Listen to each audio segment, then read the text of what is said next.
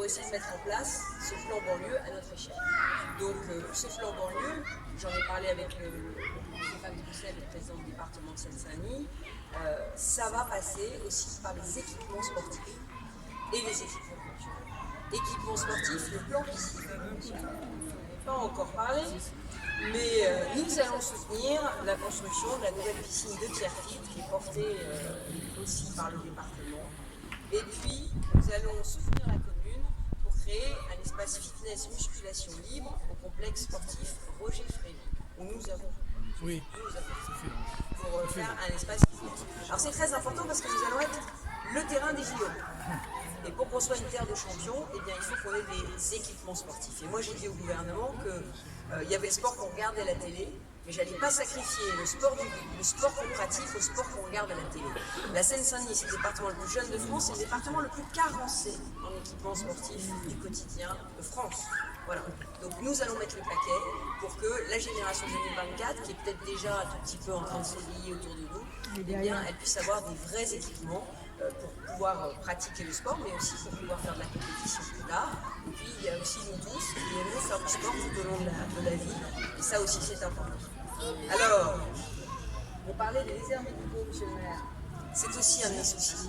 L'accès à la santé dans les quartiers populaires, où vous savez qu'on a concentré beaucoup d'hôpitaux à Paris, et puis on a de moins en moins de praticiens dans les quartiers populaires, et là aussi, nous soutenons les maisons de santé. Nous avons soutenu à Pierrefitte la maison de santé, mais le maire vient de me glisser à l'oreille qu'il y avait encore des besoins sur cette maison de santé, et j'en suis totalement persuadée parce que quand on a une population aussi jeune que la vôtre, eh bien, on a de mamans, de familles, de bébés, et donc on a aussi besoin d'avoir de la santé de proximité. Donc nous allons nous revoir pour évoquer cette question des maisons de santé. On en a ouvert 3 autres en Seine-Saint-Denis il n'y a pas longtemps, à la Courneuve, à Noisy-le-Grand et à Romainville.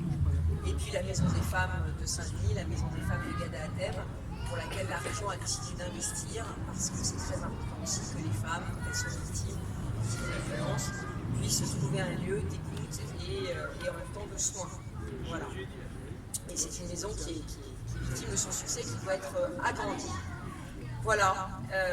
Alors sur l'insertion, la réinsertion, évidemment c'est un sujet absolument majeur.